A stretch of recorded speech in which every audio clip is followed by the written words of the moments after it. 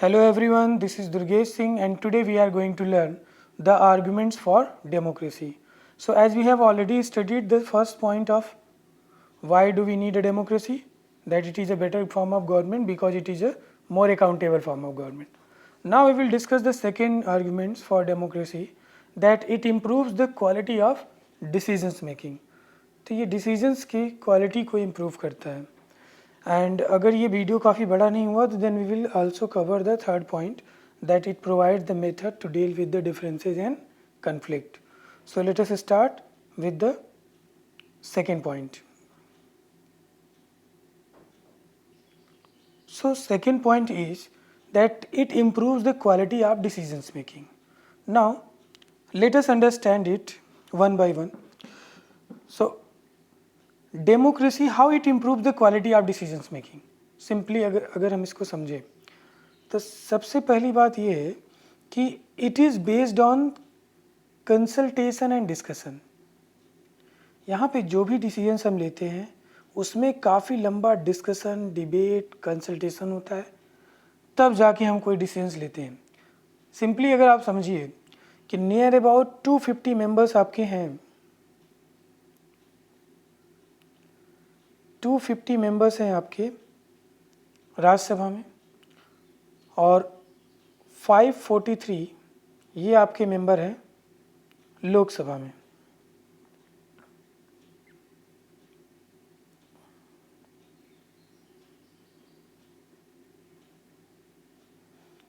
तो near about 700 people are consulted in parliament to form a law.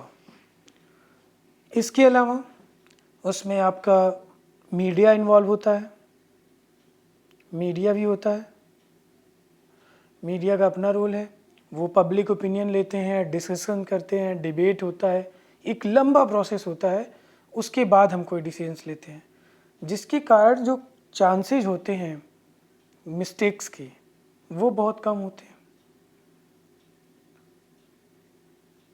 तो इस तरह से ये क्या करता है, डिसीजंस मेकिंग प्रोसेस को और आसान कर देता है.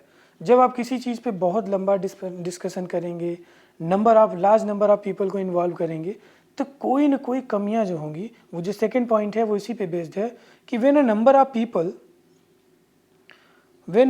People put their heads together they are able to point out possible mistakes in any decisions. अगर नंबर ऑफ पीपल को हम, जैसे बहुत सारे लोग इन्वॉल्व हो जाए डिसीजन मेकिंग, जैसे हमने बताया कि 700 के आसपास आपके मेंबर ऑफ पार्लियामेंट है और 700 to 800 के आसपास. उसके बाद मीडिया है, अलग अलग न्यूज़ चैनल्स हैं, आपका इलेक्ट्रॉनिक मीडिया है और प्रिंट मीडिया है, इसमें पब्लिक ओपिनियन आते हैं.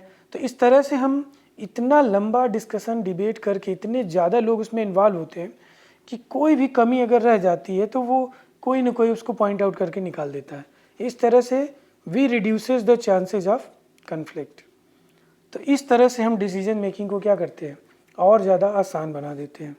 तो डेमोक्रेसी में जो डिसीजन मेकिंग की क्वालिटी है वो इम्प्रूव कर जाती है just because of consultation and discussion and just because we involve large number of people to come to give their opinion on those laws. जैसे कोई भी बिल इंट्रोड्यूस होता है अगर पार्लियामेंट में आप देखो तो उसका मीडिया में स्टार्ट हो जाता है उसके बारे में डिस्कशन कि क्या इसके पॉजिटिव इम्पैक्ट होंगे, कैसा बिल होगा, क्या चांसेज हैं, क्या क्या चीज़ें इन्वॉल्व हो सकती हैं इसमें, इस तरह से.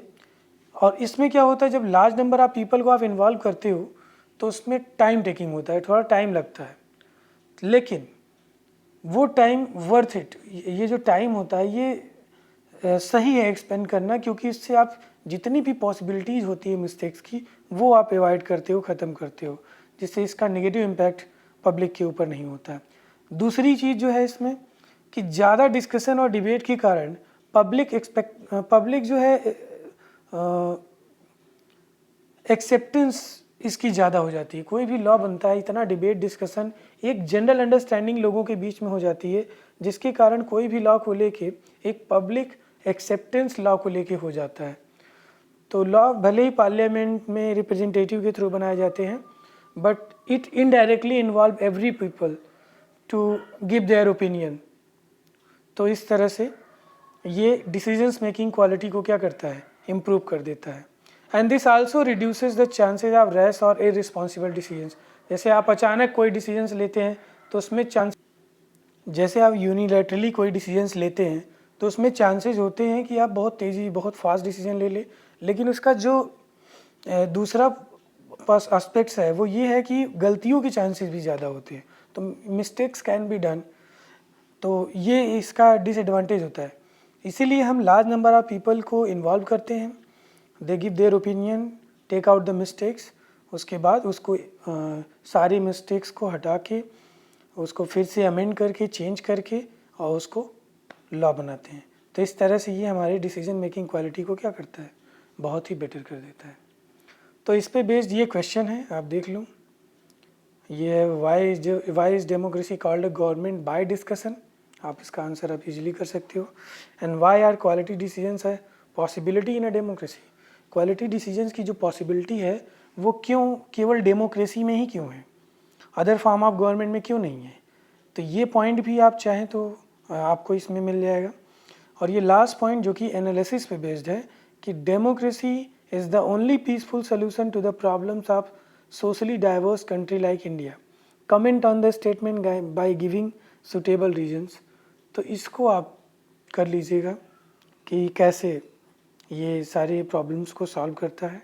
पीसफुल सोल्यूशन यानी एक ऐसा ये आइडिया है जो किसी भी प्रॉब्लम को बहुत ही आराम से शांति से पीसफुली सॉल्व कर लेता है। तो विथ रीज़न आपको इसको एक्सप्लेन करना है। So this is the end of this video. Thank you for listening and God bless you all.